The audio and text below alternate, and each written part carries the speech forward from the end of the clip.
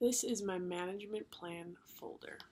So the first page talks about my philosophy and my management plan.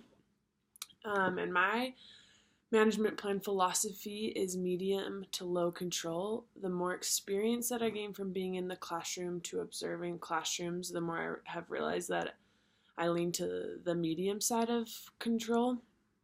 The philosophers that I base my management plan is the first one's Linda Albert, who was a medium control philosopher, and she believed that students should have the opportunity to make their own decisions.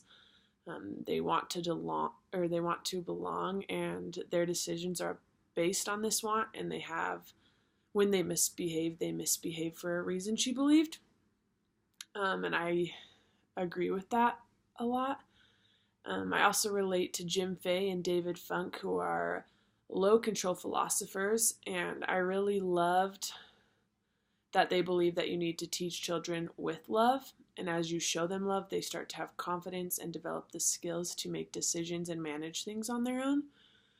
From these philosophers and what we have learned in class and what I've observed, I have realized that I want to make sure that as the teacher, as the teacher, I help my students feel safe and comfortable when they come to school, and that the school is a safe place for them.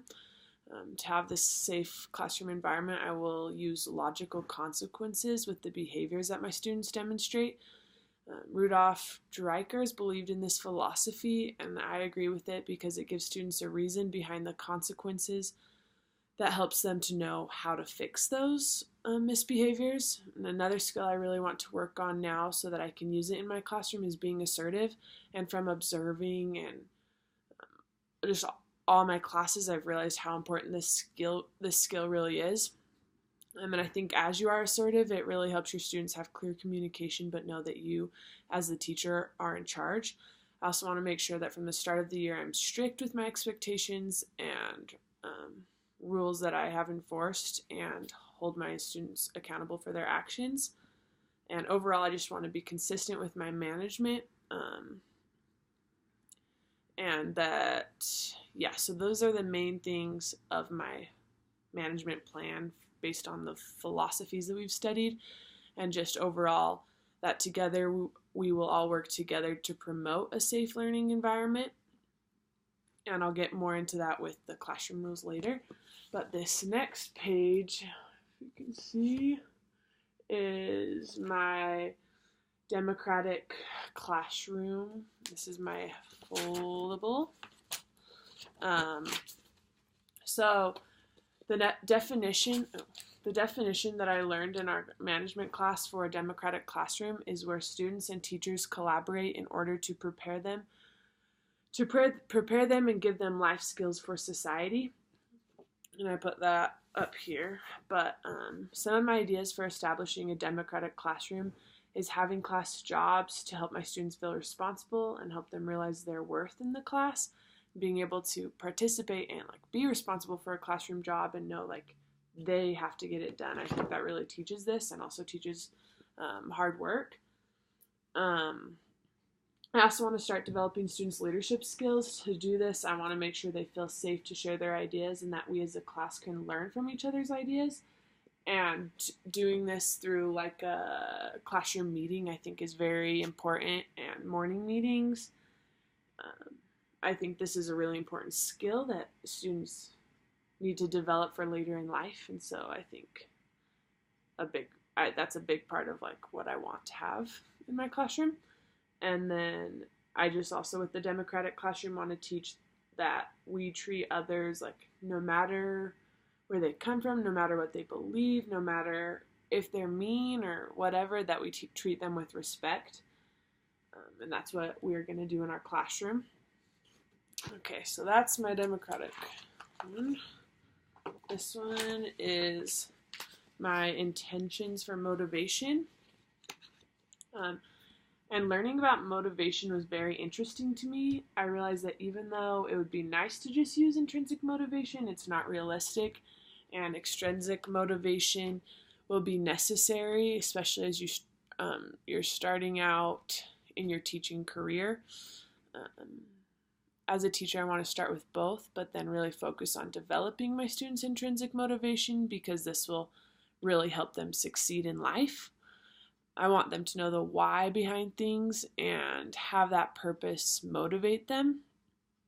Because I think when people know why they're doing things and like know how it will benefit them, they really learn to want to do those things. And some of my motivational strategies include giving positive feedback and having open communication, which will help their intrinsic motivation.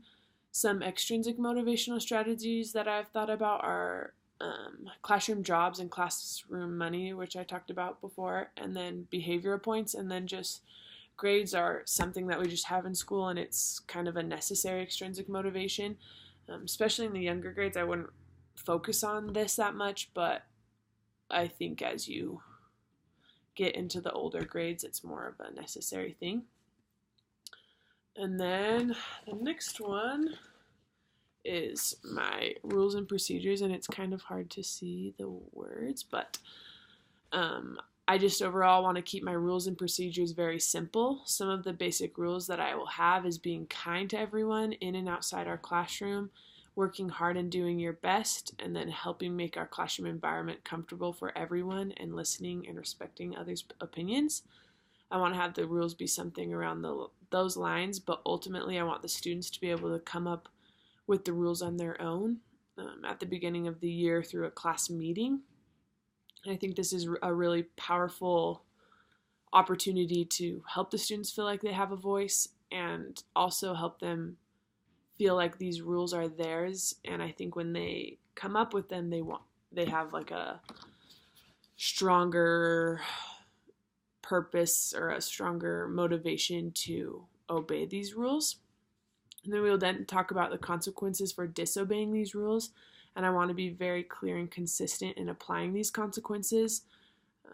I really learned this through my practicum this semester, is just you need to be consistent with your intervention strategies and applying these consequences.